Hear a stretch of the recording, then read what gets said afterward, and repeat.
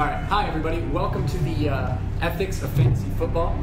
I'm Charlie Burkle, and we want to apologize up top to Mad Max League because there will be no Chris Fox video this week. But we're going to post this on both forums because we feel it's a healthy, ethical discussion about fantasy football that it should be addressed in both leagues. So the issue here today is that the Capital City Communist Party traded Jahvid Best and Darrius Heyward-Bey to the DeWitt Vikings for Cam Newton, Mark Ingram, and Nate Burleson. Now, I've got John Pasalacqua here with me today. Hey, Chuck. So, you've got a real problem with this trade. Tell me, what's your problem? I've got a lot of problems with this trade. You know, first off, it's unfair. I think it's an unfair trade. I don't think the point balances add up. I think it's shady. I think it's a real shady trade. Okay? Trade was proposed and then pushed right through. Well, real quick, before you get into that, the original trade, the Capital City Communist Party offered Victor Cruz, Darrius Heyward-Bey, and Josh Freeman to the Vikings for only Cam Newton. And then that trade was countered by the Vikings, and he included Mark Ingram, Nate Burleson for Jahvid Best and Darrius Heyward-Bey. So this was a trade that he proposed. Yeah. Well, I mean, we don't want to get bogged down into, the upsides, but I think that the Jahvid Best thing's interesting because Jahvid Best does have a concussion. He's not playing this week. He might not be playing much the rest of the year. He might not play at all the rest of the year. This trade happened, and the next day they said he might be out the rest of the year. If this trade wasn't pushed through, the other owner could have seen that. Now, DeWitt Vikings in previous seasons has been called the playoff-bound Detroit Lions, so we know that he's a homer when it comes to anything Lions related. Yes. But in fantasy football, it's about knowing more than your opponent about the sport and being able to take advantage of that, and also knowing their weaknesses, just like in war. So if you know that this is a weakness, what's wrong with, capitalizing on the league fool? As an owner in this league, I have the right to veto any trade that's made. It might not be vetoed. I need half the league to be behind me. Yeah. But I still have the right to at least try and do that. I have the right to look at a trade before it goes through and make sure that it's fair. As an owner in this league, and all the other owners in this league, 14-team league, we all have to keep track of what's going on and rule it like a democracy. If more than half of us don't think it's a fair trade, it shouldn't happen. That's why it's there. Yeah, that is why it's there. But, the democracy thing's going to fall apart if nobody shows up to the poll booths. You know what I mean? Like in your league, nobody's involved.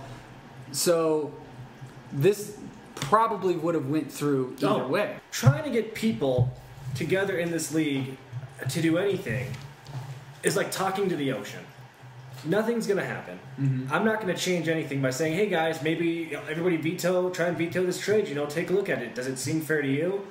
People don't even check the computers. Nobody's on the forums. Yeah. Nobody's posting anything. I don't know who more than half the people in this league are. I've never heard them say a word.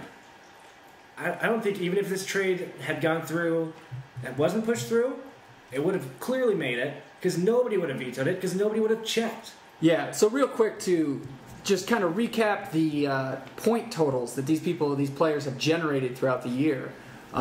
So the DeWitt Vikings are giving up Cam Newton, who scored 160 points, Nate Burleson, who scored 28 points, Mark Ingram, who scored 40 points. The Capital City Communist Party, or CCP, is giving up Jahvid Best, who's given up 88 points, and Heyward-Bey is giving up 40. So DeWitt is giving up a total of 228 points to Capital City Communist Party, who's only giving up 128 points. Now, this is 6 weeks into the season. It's about halfway through the season. That's a difference of 100 points. That comes out to somewhere around 17 to 18 points a game that he's giving up. So I just want everyone to know that those are the numbers, because that can change a game. The commissioner of this league is the guy who's getting these players, and he's pushing them through. The precedent was set a couple years ago where you're allowed to push people through in this specific league. Mm-hmm. There was the axiom and the understood agreement, it's a spoken word actually, that you can push people through only if the trade won't go through by game time. Now, this trade happened on a Monday, would have clearly went through by game time. Yeah. The commissioner pushes it through before anyone has a chance to review it. And I think that's really what you're trying to argue here. The issue is because, I mean, you can take advantage of the fool. That's the name of the game. I have no problem right? with that. Yeah. But there's a veto option for a reason. I'm saying people need to be more aware. Not the whole league all the time, but when somebody's getting taken advantage of and the whole league is at fault, people need to step up and try and do something. I've been trying to veto this thing for 2 days now. I've had one person get behind me. There's 4 people that have voted for and against the trade, even split, 50-50. 4 out of 10. 4 out of 14. 4 out of 14. So that's less than a third of the people are even paying attention enough to care. Yeah, they're even... So it sounds like your issue is more with the involvement of the other players. I mean, because, okay, so this trade, yeah.